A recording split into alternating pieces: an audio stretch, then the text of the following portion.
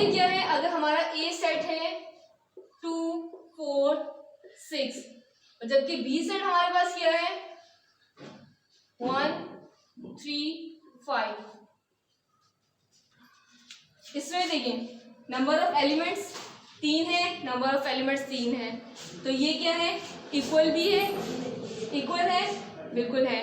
और इसके अलावा जो एलिमेंट्स अंदर है, 1 यहाँ है तो 1 यहाँ भी है, 2 यहाँ है तो 2 यहाँ भी है, 3 यहाँ है तो 3 यहाँ भी है, तो जो अंदर के एलिमेंट्स है वो भी सेम है। तो हमारा क्या है, ये इक्वल सेट की कैटेगरी में आता है। इक्विवेलेंट में क्या होता है कि जो हमारे 3 है यहाँ भी 3 एलिमेंट्स है, ठीक है, ए सेट में भी 3 एलिमेंट है और बी सेट में भी 3 एलिमेंट है, जबकि यहाँ 2 4 6 है, यहाँ 1 3 5 है। जो क्वालिटी है ना वो डिफरेंट है, क्वांटिटी सेम है, तो हमारी इक्विवेलेंट सेट की कैटेगरी में आता है, ठीक है स्टूडेंट्स। नेक्स्ट डेफिनेशन आ रही है हमारी सबसेट की। सबसेट क्या होता है, एक कोई सेट दूसरे का मोहताज हो, एक इस तमाम एलिमेंट दूसरे के अंदर पाए जाए, ठीक है, तो फिर क्या होगा, A is the subset of B, like this. अब इसी एग्जांपल को ले लें, इसके तमाम एलिमेंट्स इसके अंदर पाए जाते हैं, बिल्कुल पाए जाते हैं, तो A is the subset of B और B is the subset of A भी हो सकता है क्योंकि इसके एलिमेंट भी सारे इसमें पाए जाते हैं। तो इसके अंदर एक कंडीशन लगती है इक्वल की, इक्वल भी हो सकते हैं और इसके तमाम एलिमेंट्स इसमें भी पाए जा सकते हैं और इसके तमाम एलिमेंट्स इसमें भी पाए जा सकते हैं, ठीक है। प्रॉपर सबसेट हमारा जो है, इसके तमाम एलिमेंट्स इसके अंदर पाए तो जाते हैं, लेकिन यहाँ तादाद और यहाँ तादाद सेम नहीं होगी।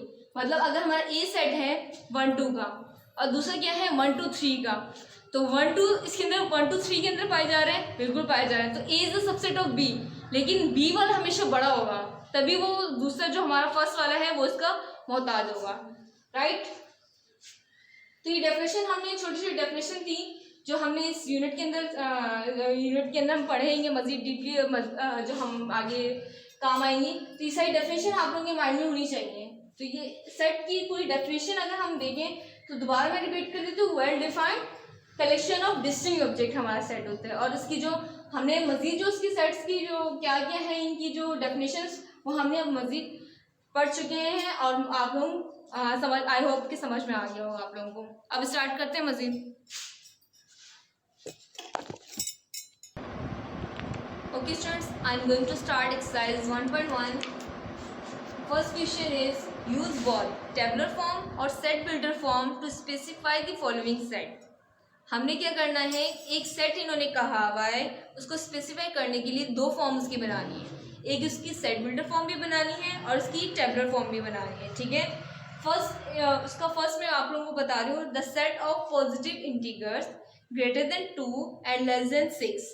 एक ऐसा पॉजिटिव इंटीजर्स क्या होते हैं, जो हमारे एक ऐसा सेट होता है जो प्लस माइनस दोनों में चलता है, ठीक है, 0 +- 1 +-2 +-3 इस तरह। लेकिन इन्होंने कहा है कि पॉजिटिव इंटीजर्स लें, क्या लें, सेट पॉजिटिव होना चाहिए, मतलब पॉजिटिव इंटीजर्स लेना है।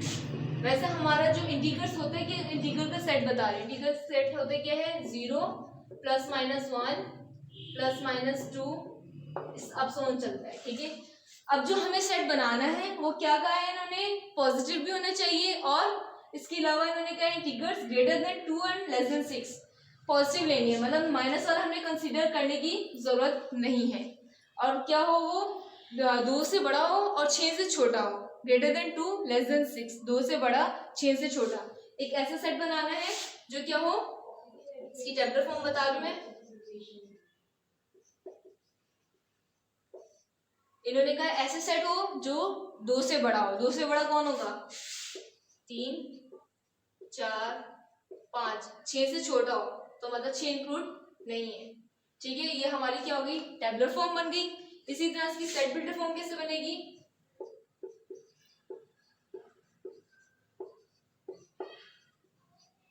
इसकी सेट बिल्डर फॉर्म किस तरह बनेगी, सेट बिल्डर फॉर्म बनाने का तरीकेकार क्या है अब वो समझ लीजिए। हम लेट सपोज करेंगे कि x, वो सेट क्या हमारा x है, x कुछ भी नहीं है, मतलब आप x की जगह y भी कंसीडर कर सकते हैं, z भी कर सकते हैं, t भी, व्हाटएवर यू वांट, ठीक है। x जबकि x is belong to integers, that is positive integers, सवाल में कहा हुआ है पॉजिटिव तो इसी में लिखा है।